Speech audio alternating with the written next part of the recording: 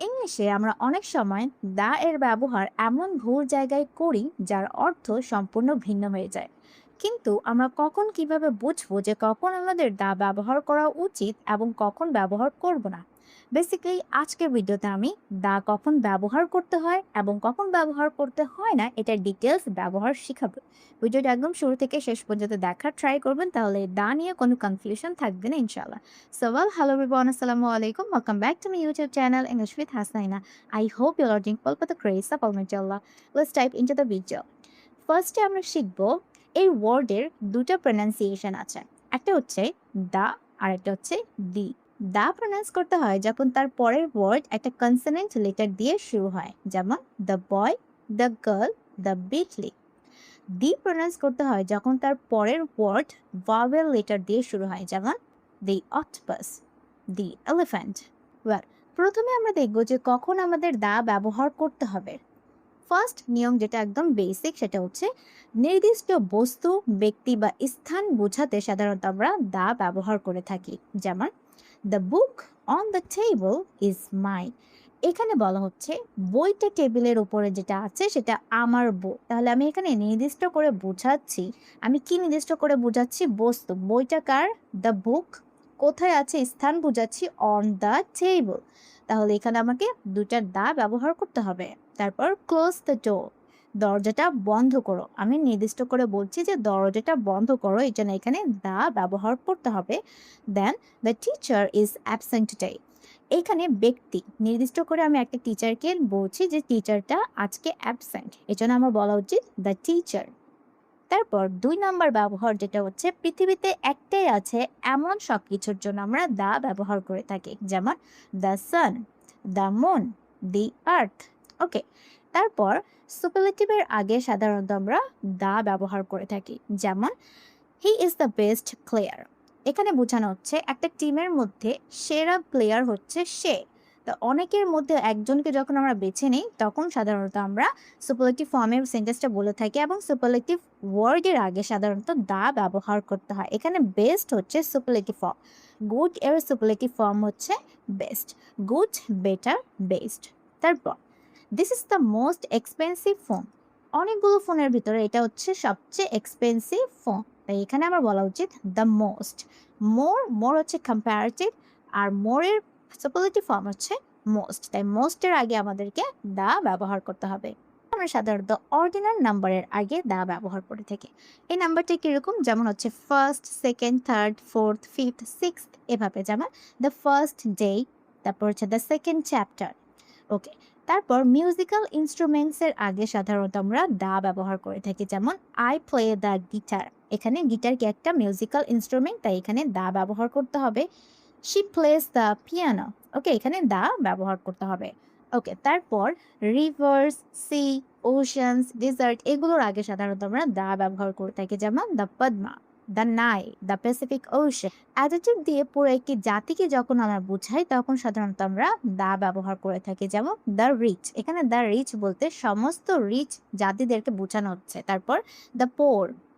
এখন আমরা দেখব যে কখন আমাদের দা ব্যবহার করা উচিত না, যেমন তার এখন আমরা দেখব যে কখন আমরা দা ব্যবহার করব না। ফার্স্ট রুলস হচ্ছে যখন আমরা প্লুরাল অথবা আনকাউন্টেবল নাউন নিয়ে কথা বলবো।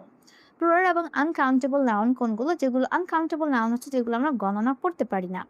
ওকে, যেমন এখানে দেখেন কি আছে, বুকস আর ইউজফুল। এখানে বুকস হচ্ছে একটা প্লুরাল নাউন।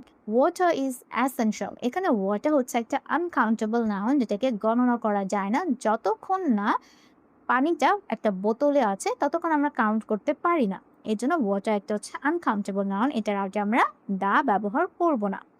তারপর আমরা অধিকাংশ ব্যক্তি, দেশ, শহর বা ভাষার আগে দা ব্যবহার করব না।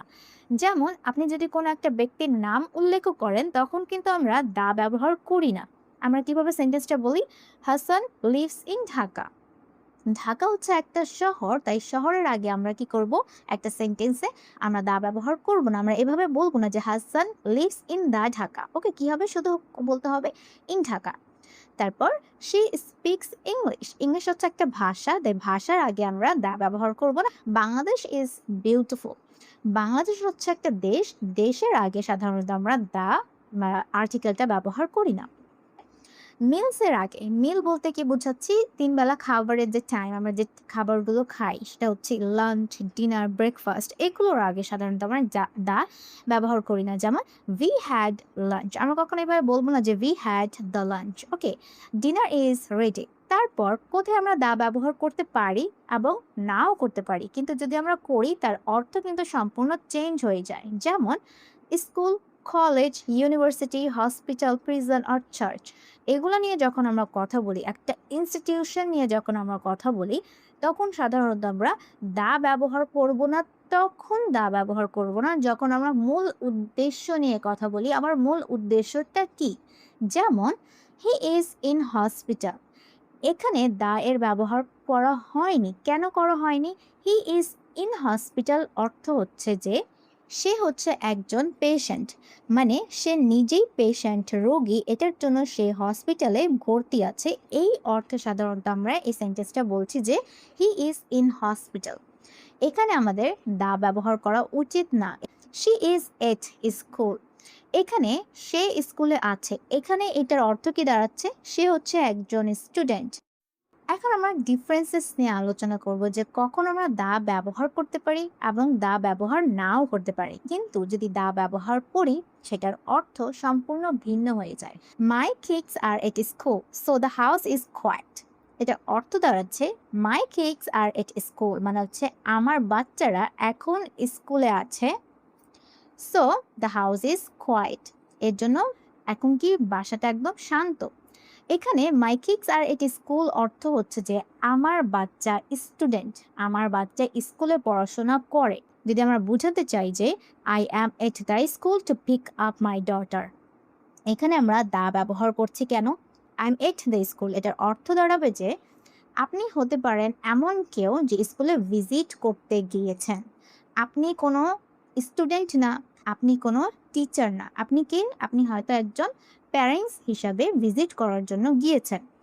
"I am at the school" অর্থ হচ্ছে যে আপনি স্কুলের বিল্ডিংয়ে আছেন, যে কোনো জায়গায় থাকতে পারেন। আপনি কোনো টিচার না, আপনি কোনো স্টুডেন্ট না।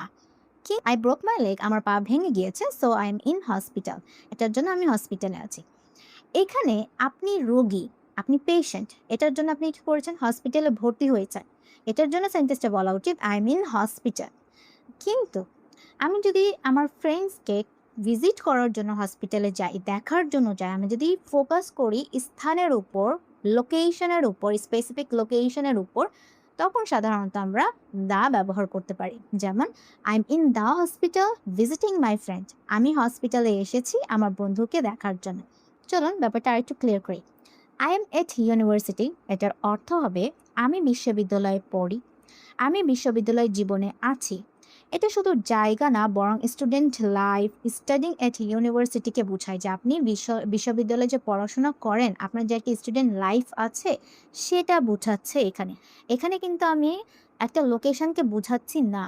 ওকে, এখানে আপনার পারপাস কি? আপনি কে? আপনার পারপাস। এখানে পারপাসের উপর ফোকাসটা করা হচ্ছে।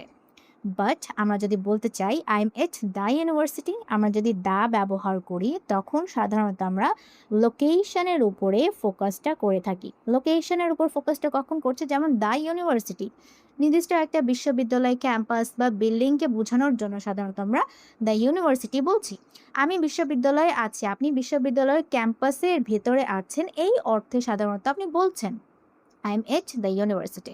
ওকে, আপনি বর্তমানে যদি বিশ্ববিদ্যালয়ে থেকে থাকেন, তখন আপনি বলতে, যদি ফিজিক্যালি লোকেশনের উপর বেশি ফোকাসড করেন তখন বলা উচিত "I am at the university". But আপনি যদি পারপাসের উপর ফোকাসটা করেন, আপনার লাইফের উপর ফোকাসটা করেন, যদি শুধু বলতে চান যে আমি বিশ্ববিদ্যালয়ে পড়াশোনা করি, তখন আমি কি বলবো? "I am at university".